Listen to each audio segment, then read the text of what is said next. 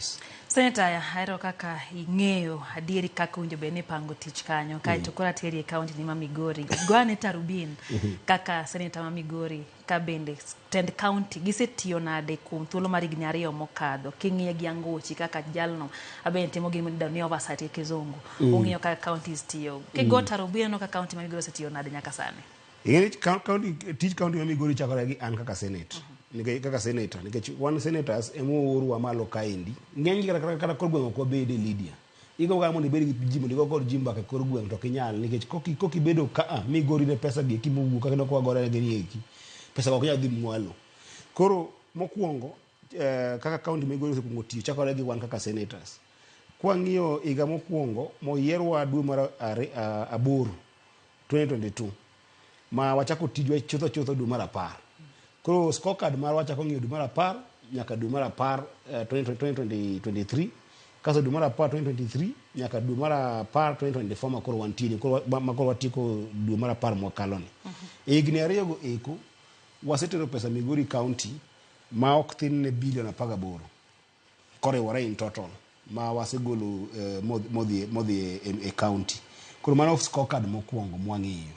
Kaso kwaseng'iye kamano endo to wang'iyo ni koro ng'ama imiyo pesa go mondo tigo en governor marwa gi executive mare.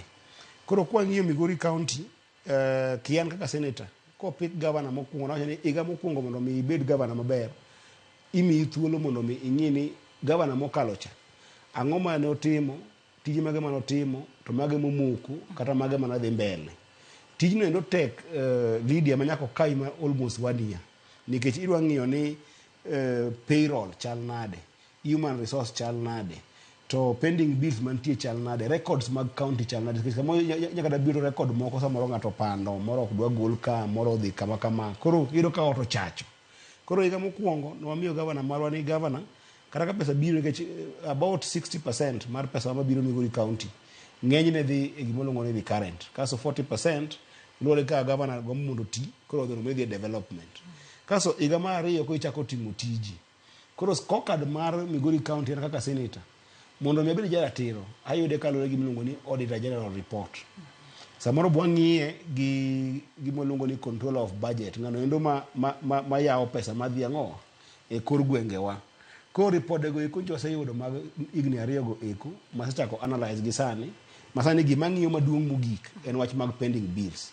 Pending bills ma Migori County sani endi wan gi pending bills madirom 1.57 billion 1.5 to ng'eny pending bills go eko anno ka gibiro e 2023 2024 higa mar 2023 to higa mar 2024.